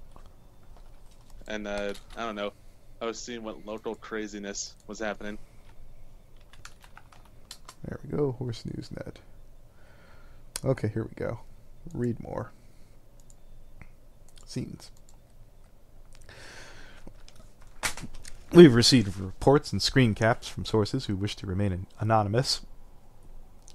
The Crystal Mountain PonyCon has recently hit a bit of a snag. The head vendor's relations, Stiffen Winter, is suddenly no longer involved in the convention, which takes just 3 weeks from now. This turn of events, coupled with other internal and structural issues regarding handling of space and attendees, have prompted multiple vendors to ask for refunds for their service spaces, but the problem potentially doesn't end there. Horse News has secured screen caps of exchanges between former staff members regarding this issues. Let's take a look at what's buzzing in the Beehive state. Okay. I don't know who Thornwig is. Given the circumstances surrounding the CMPC vendor hall situation, the recent changes and underlying surrounding it, I would like to request a refund for the table this year. Actually, am I screen sharing? Yes, I am. This year, I get miscommunications happen, and there is no point to placing blame. Well, I beg to differ. However, I know that vendors who are literally staking their end of the year sales on this convention. Oh boy, they're fucked. There have been none of the communications that we required to adequately prepare for the trip. Somebody ought to tell Torben if he's coming out here for this one, because I know he's actually one of the more profitable vendors. With this in mind, I would certainly consider the recent upheaval in events as extenuating circumstances. This is information that should have been readily available to us long before this point. Oopst. Oomst. Oh, it's Brony Inspector. Ah, Brony Inspector, my man. Hey. Welcome, you crazy bastard. Okay, let me get back where I was. And I have certainly considered that the recent upheaval in events are extreme circumstances. This is information that should have been readily available to us long before this point, and such a significant impact on our ability to make an informed monetary decision. Means spend your money. How to spend your money, kids. Things like vendor hours and the map, tax info, load-in hours, general status updates need to be constant communication with the vendors. Just for anyone listening in, I'm curious to see how much that is for standard conventions. If anyone is in touch with anyone for, say, BabsCon or BronyCon, how accurate that is, if these are reasonable requests. I get that it's coming soon, and honestly, at this point, I empathize and respect you for having to deal. I'm assuming Inspector dipped? Yep. Yeah. I empathize and respect you for having to deal with the situation from the business side of things. There have been so much chaos just 3 weeks before the convention. We don't have time to dance around the facts. That is dealing with hundreds of dollars from vendors, investing in good faith in conventions. Counting on this as a business trip, we need to be able to trust that the con has us in mind. Sophie Scruggs, I don't disagree. I'm not satisfied with how little communication there's been. The logistics of going around greatly. I've been seen nothing addressing helping vendors get from the airport almost an hour away. They've actually rented a bus from what I've heard, and with the con 3 weeks away, a van. Everything seems unorganized. I don't want to say, but I'm glad mid-prem did. I'm going to have to respectfully ask for a refund and cancel. I want to go, but it seems less and less reasonable investment. Sophie Scruggs. I do feel that it isn't a proper response. It would be different if the convention has been better organized and we simply had other plans, come up. But that simply isn't the case. We couldn't feel as vendors. We don't feel as vendors that have been properly helped leading us to the convention. To ask to forfeit our table costs when the communication hasn't been present and no attempts have been made, to my knowledge, to help through transportation is unfair. Mid-prim. I was present in the chat the weeks leading up to now, asking about different travel and accommodations. I pinged then vendor head and was ignored several weeks ago.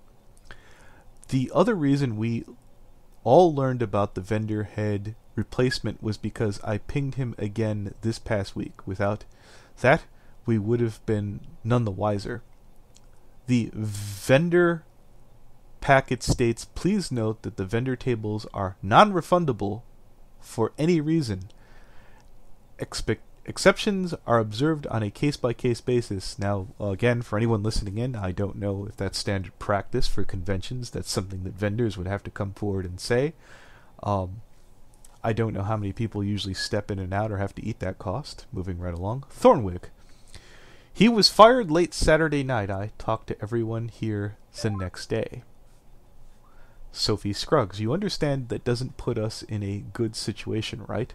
It doesn't make up for the lack of communication up to now. And to expect us to be punished for that is not professional, mid-prim.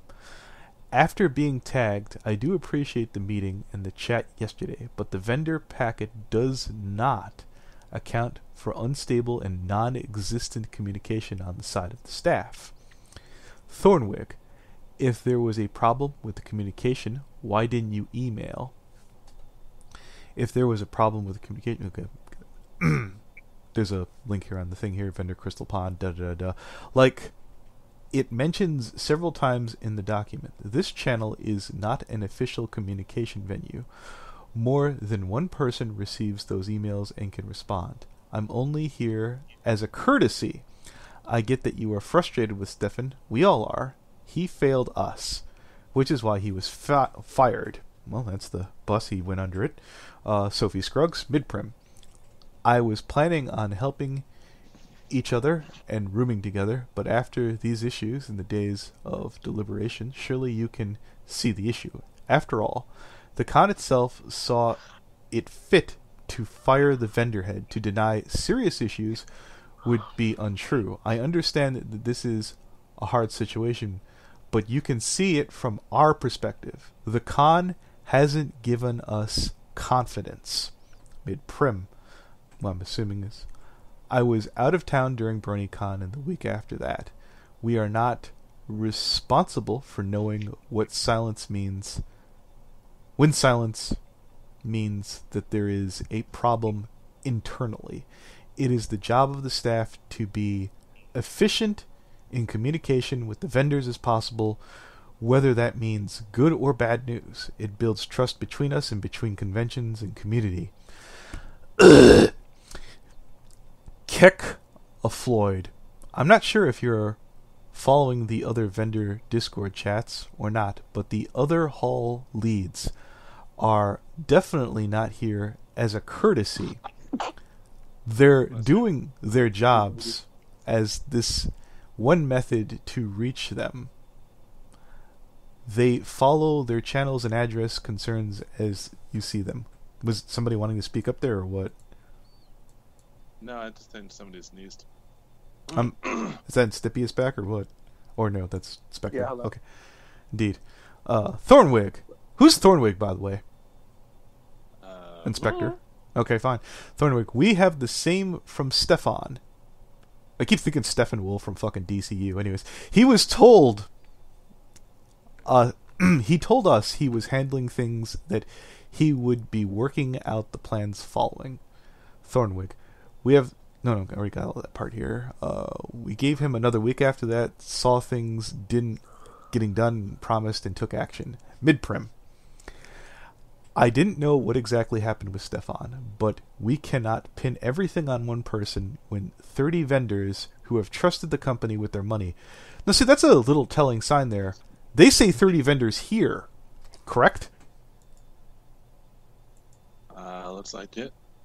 There's a... How many are here? Oh, I thought I saw 40. Well, 33. That's not too fucking massively unreasonable, I suppose, right? They squeezed in 3 more. Just a note.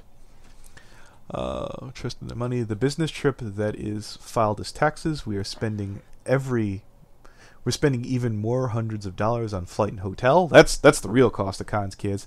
It is of the utmost important that the convention does its best in spite of our mistakes to do right by the attendees and vendors. Thornwick, I believe we have done that. I'm assuming this is the person who speaks for CNPC. Nothing has changed in our relation to the convention itself. It's still the same spot on the same dates at the same price you agreed upon and paid. I'm not sure how not planning out your travel to the venue is our problem from our end. I'm sure if you asked or emailed us, we could have provided more assistance, mid-prim. We have not been told any specific information. Load in loadout hours, vendor hall hours, etc., and change how we book our flights.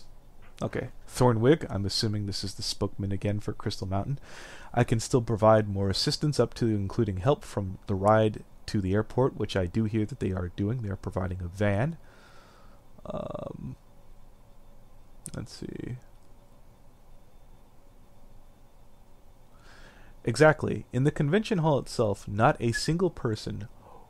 I appreciate this is a hard situation, but I have not had my trust in this con by the disorganization. I've not had my trust in this con. Respectfully, I'm giving you a chance to refund me.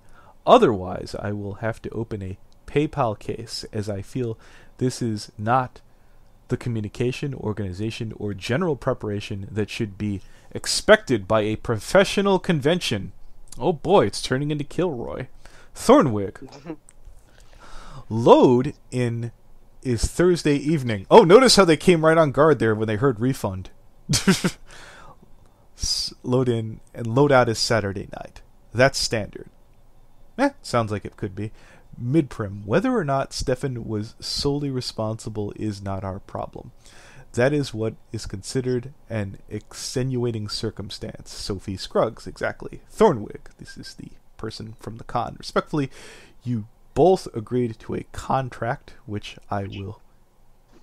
Getting a little echo there, you might want to mute. Or put in headphones, which I will use in defense of any PayPal action. Mid-prim. It is responsible from the convention to do right by everyone involved as much as possible. Whether the circumstances around the case may be, that has not changed. Thornwick. I believe I've taken the appropriate actions to address your concerns. If you chose to cancel, this is your decision. Sophie Scruggs. You can't agree that the con has our best interests in mind when you pass the buck and wait a couple of weeks before the con to help. Okay, now reading off from the Horse News article itself. What caused all this? Apparently, according to a pile of screen caps, it has something to do with the handling of the vending space, accommodations, transportation, communication, approval of tables, expansions into science fiction and mommy communities from cross promotion. I'm assuming. I think what? That's what it says here. Am I reading this wrong or? Hang on, let me fucking look. What the? I think it's Horse News being Horse News a little bit, maybe, unless they know something I don't. God. Okay. Hey, look, I'm trying. Hey, look, odd time to goof off, guys. But beyond all this evidence of the plans from cramming the vendor space beyond reasonable, as indicated by this chat log, exchange between former liaison Wintry and another administrative staff member, David Holliday. Holiday! This is the guy who fucking wrote up the farewell Crystal Mountain PonyCon. David Holliday. Let's just make sure. Yeah, I'm almost positive it was. David Holliday. Yes, sir. That's the person who wrote up all this. What for? So I checked our finances with Scott last night. It's worse than I thought. We talked it over and made the decision to accept by all applicants that aren't appropriate. Basically, as long as someone isn't selling drugs or porn or food, they're in. Scott will invoice them right away. If you are worried about space, just keep in mind... Getting a little echo there. Okay, it stopped. If you're worried about space, just keep in mind that we can expand to half or a whole wing at any moment. We will get the vendor space they need, lock in the current map. You have and will add to that. M. Stefan Wintry. What? What's this part here say at the end? Cuts off, unfortunately. If they want in the vendor hall, approve them all. And take their money. M. Stefan Wintry. Oh, yeah, this is the gentleman that got this whole bowl rolling. Okay, that's not possible. Short answer, no. I am sorry, but this is not a good idea. Sardine packing our vendor hall is not the way to go. PhillyCon did this. It was a nightmare. To be using the vendors as a cash cow in the first place is bad, but allowing it to go, your pre-reg numbers are bad, like very bad. In reality, a good ratio of vendors attendees is 7 to 10%. We have the same amount of vendors as our pre-regs. So that's I'm told that the pre-registerers were about 80. That's still 33 to 88 is pretty horrible. Yeah, atrocious. Still way below that 7% he's talking Oh, about. yeah, it's fucking horrifying. Brony Inspector, how many pre-registers were there for, say, BronyCon? From at this point, from what it looks like, the last number I saw from anyone was 80. But they're talking about like, well, and then that day, people coming in, there's gonna be. Plus, we opened up the vendor hall to the general public. Well, I know that for that, but what is it like in regards to like other conventions? Oh, other cons, like, I mean, like especially High Roller, like they pushed really hard to get people to pre-register for that, and that was a small con, That was I what, doubt 300? They had more than 150 to 200 people. Like it was 100 more people showed up the day and registered. Okay, so but those were always people who were always going and were just kind of like, oh yeah, I was gonna pre-register to do it, like just kind of. Okay. Kind of didn't do it, but this is a lesson to the con-going public as well. If you're gonna go to a con, pre-register for it. It's how they're able to pay for things and things like that. But dead con's a dead con. Like yeah. these people fucked up. Wintry, what was the deal there? I think that most of that was while he was at BronyCon, if I'm not mistaken. He was doing this was something that I understand he informed.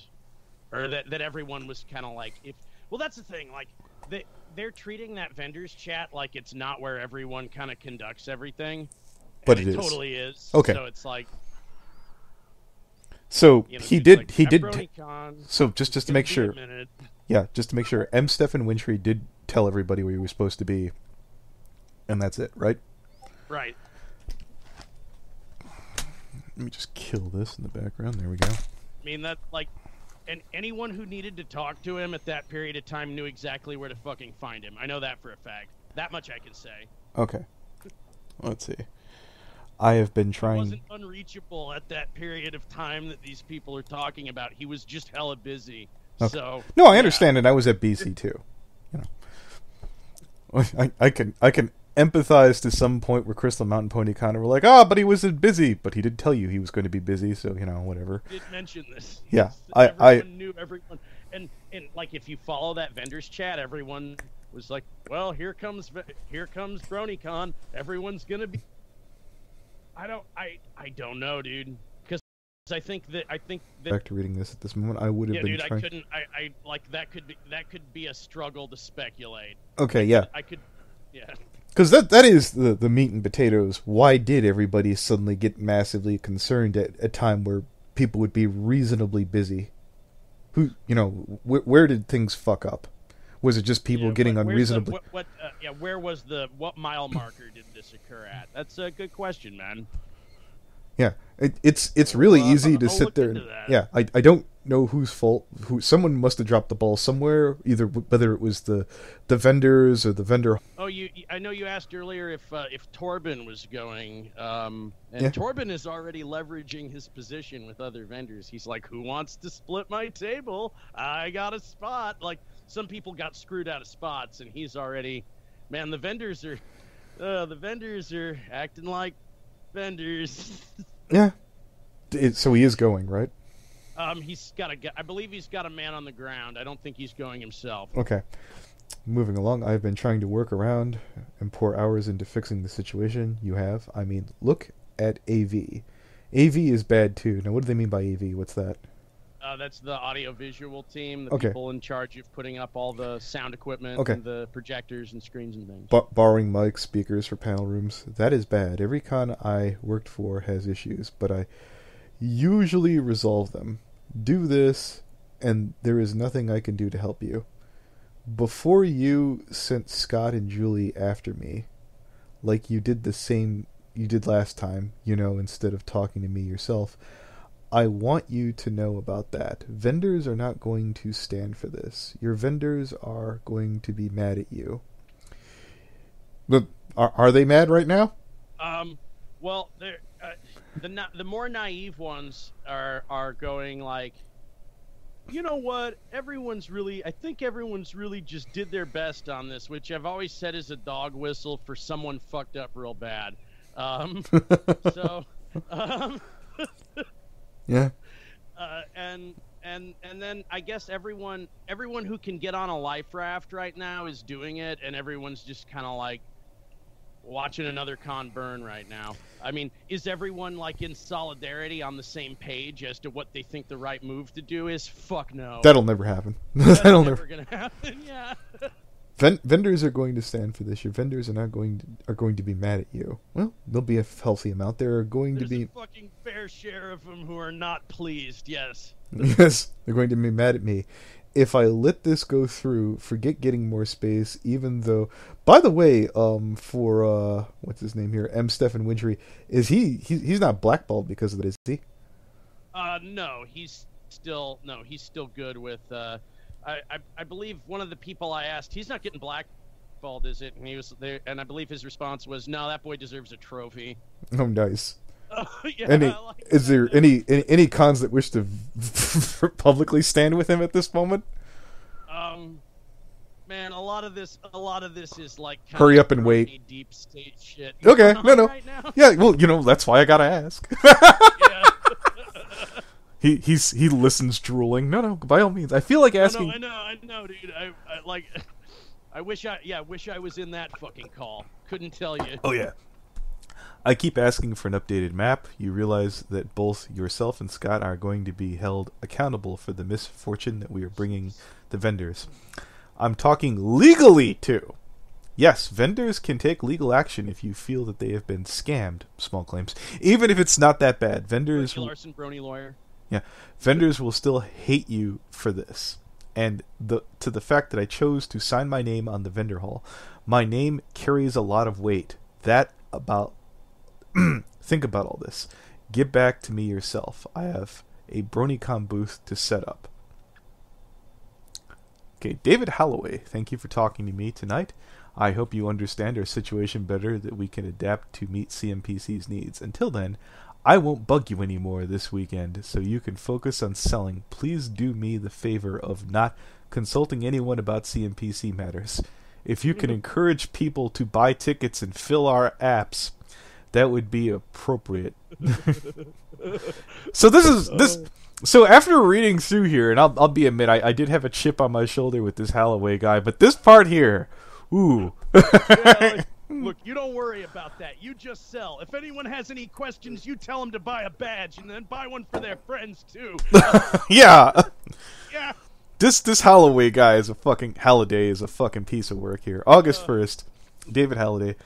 So what is the verdict? We need the vendors, and we are willing to expand and reorganize to make it happen. August 2nd, Hello, I'm here. I hear you. Okay, so I'm just gonna check something over here. Oh no, we're back up. I hear the It's stream resumed. I was like, I thought I got flagged. I was like, oh boy. We went too deep. We dug too deep, boys. Bang, and I'm close to the sun. Yeah. Descended assassin being wings.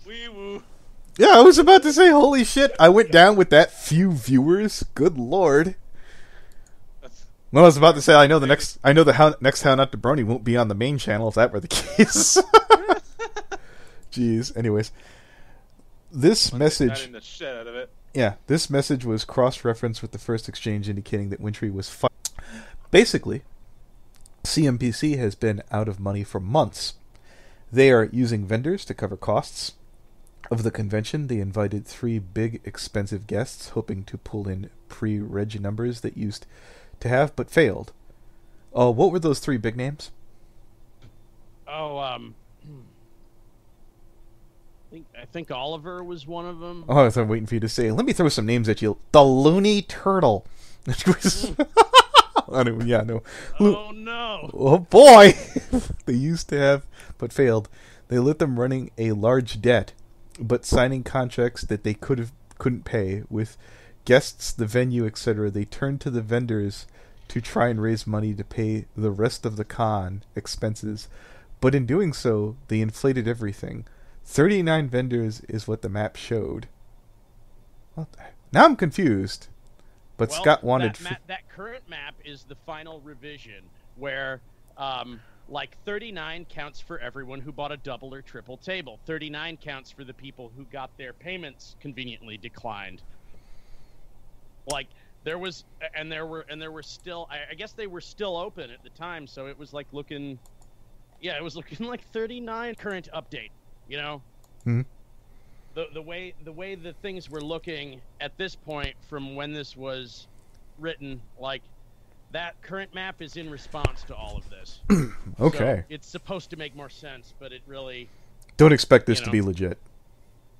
It's pretty slapshot, you know. If you pay for an end cap, I want the whole end cap. I'm not like, this isn't... I don't know how they think other... Anyway. How much does a table generally cost in Crystal Mountain PonyCon's case? I think I have that number here. Hold on one sec. Let's find out how bad people are being ripped off.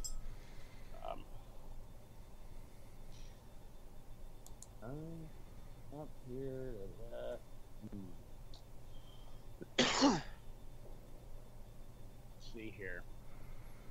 From the vendor welcome packet, first page. Single spaces are 125 and include 2 weekend badges. Double spaces include 3 weekend badges. So whatever 125 is times 250 for a double. Times 250? No, it's 125 times 2 for a double. And then you get 3 badges instead of 4, which is unusual. 250 for a double table.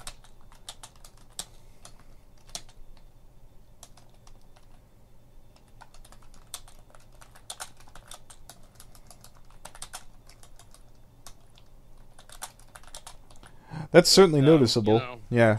Light in a hotel, man. Light in a hotel. Yeah, let's see. A con like that 250 is like, good, I got into a place where there's a few hundred people to sell this pony swag to. Without the people to sell the pony swag to, you're charging people for buying a hotel room and a flight, you know? Yeah, it's always been a thing for me that if I don't want to go to a convention to have the right to spend more money once I've paid to get in the door.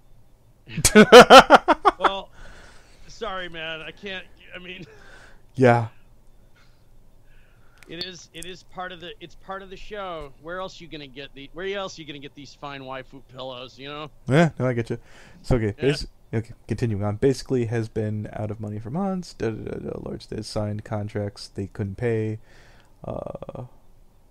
Here's where we go. This would have been around High Roller PonyCon. I fought him on it and won for the first time, getting him back to 39 vendors is still far too many, but much better than 50.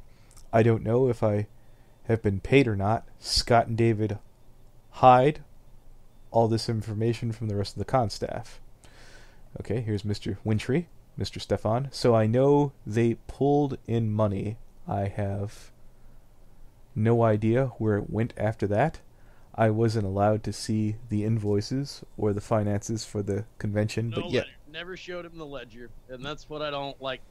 If you're running a department, you should be able to at least look at what your department has spent so far, how much they've made, and how so much are you able to do that at like places like BBC or any PAPS? other con would be like, oh sure, and you'd get an email. You know, it would be like, here you go, look, here's your $3,000. Have fun. Like, you know, we're not, or however much they've given you to run your department. You know, how much you've taken in. Like, no, this isn't uncommon stuff to ask for. I just don't think. I think when things got ugly, they were afraid to show anyone. Nice. Which, yeah, it is sad because it's like, man, if you just forthright with this stuff, then people can figure out how to fix shit before it gets bad. But if you just keep hiding shit, then this kind of, the truth is a runaway train. Continue. But yeah, after this, David's messaged me saying that they're still short on funding. They can't pay for their merch, which I have put together for them after they realized they were in too deep, and to accept every single vendor on my wait list, including some applicants we received after the applications were closed, which, by the way, was another override on their part.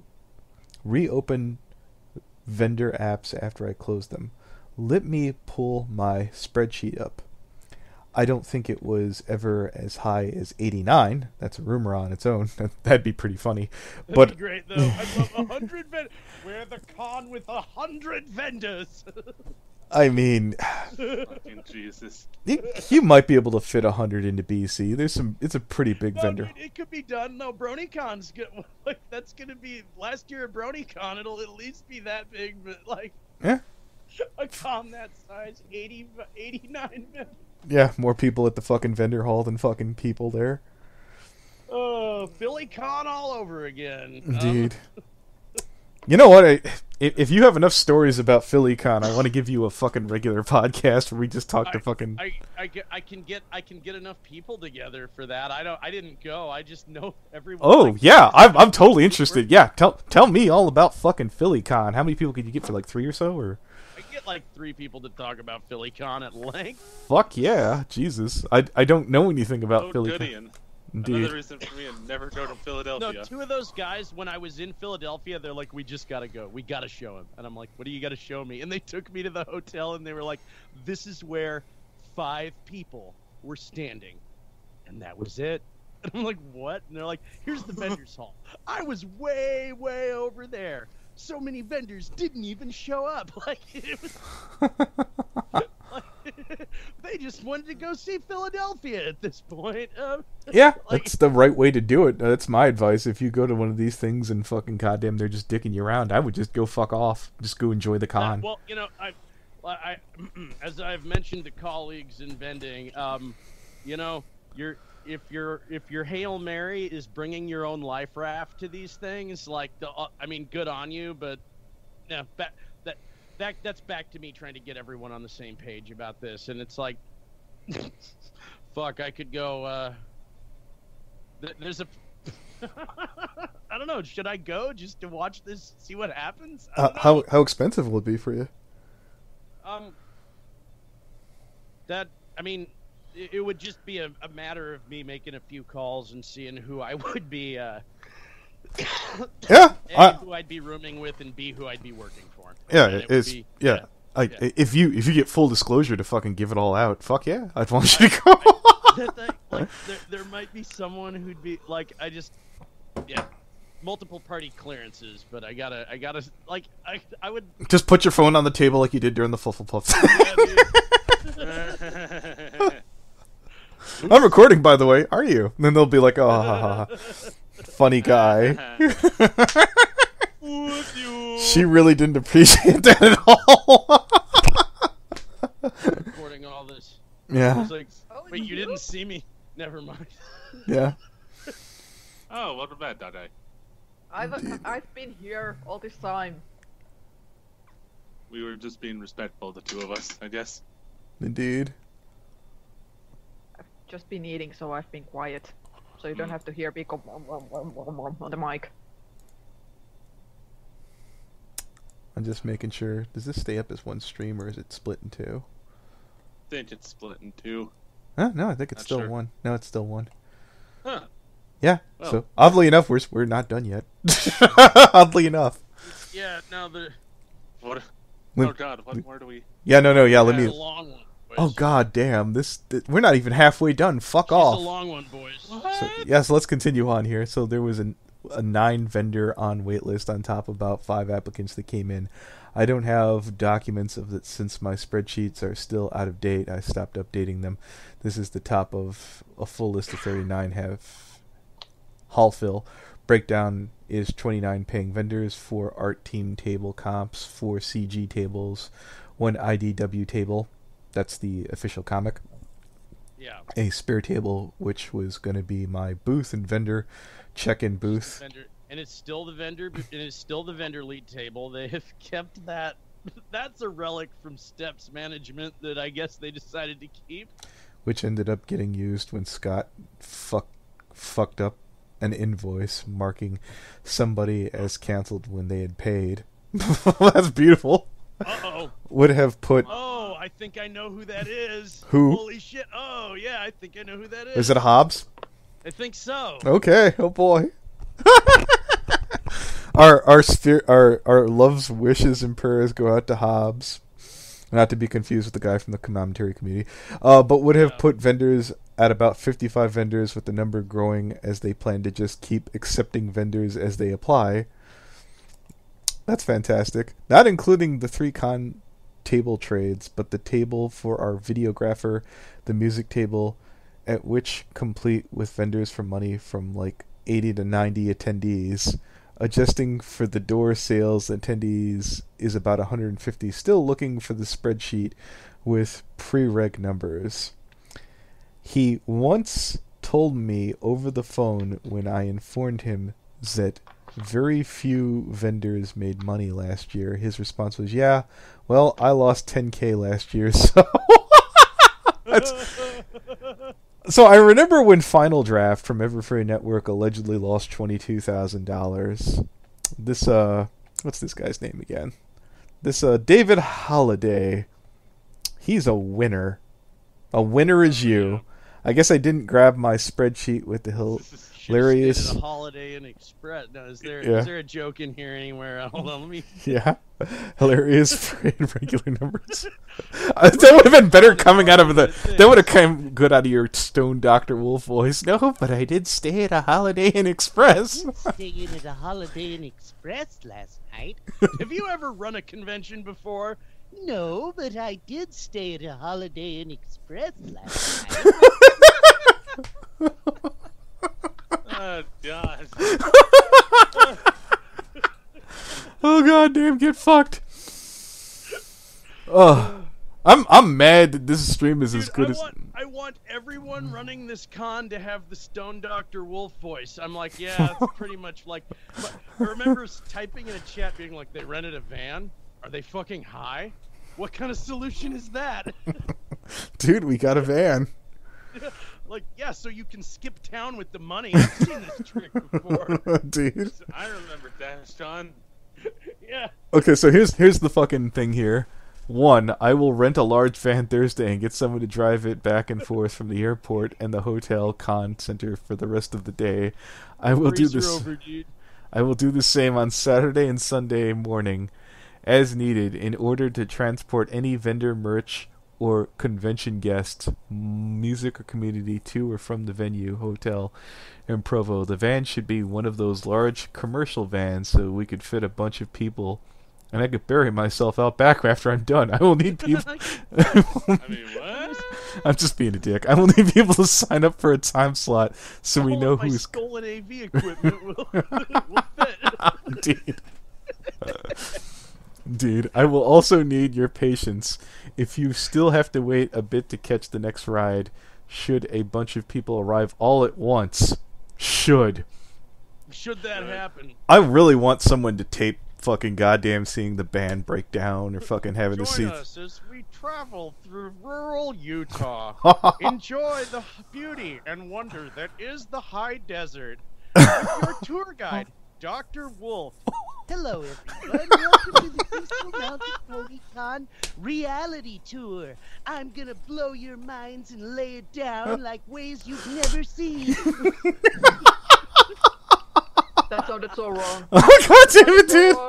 God bless you, Brony. I know, right? He's a gem. Jesus. I would go if Brony Inspector were given a microphone and I could just record him the whole fucking time. Are you kidding me? I will rent and personally guarantee as many double queen bed hotel rooms as... I thought that said Spaghetti Suites. Spring Hill Suites and I have Spaghetti Suites, everyone. Have no fear. Spring Hill Suites in Provo. It comes with a free bowl of spaghetti. Indeed. This is spicy meatball. In Provo that we are needed and requested by vendors who sign up on a sheet with specified roommates. Charge each slot in 4-person rooms. Coordinate your own room share. I don't know. We're going bankrupt. Yeah, $25 per night to stay for the weekend. The deal is only for people who haven't got a room already or have affected by charges and their roommates are arrangements are late. Blah blah blah blah blah.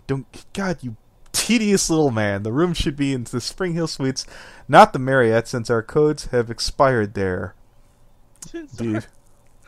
since they're not giving us a deal anymore, there's because when a code expires, that's a pretty bad sign. Because if there's a ton of people booking rooms and using the code, the hotel just goes like, look at all the rooms we're booking. Yeah, I'm just But skimming when through no one's this. booking a hotel room, they're like, oh yeah, that code no one used. Oh yeah, it's expired. Nice. Yeah. Time for some good old-fashioned news. Well, that's pretty strong. I don't feel like reading off the rest of that crap. I'll include the link to the horse news article. Oh, hell. Holy Christ. Crystal Mountain PonyCon reality tour. Wait, the fuck? Oh, there we go. I was to say, did it go down again? I would hope Christ. not. Jesus. What? I would hope. They just fucking hear these fucktards fucking hear Brony Inspector doing his Dr. Wolf voice, and they're like, oh, we can't have that. Nope.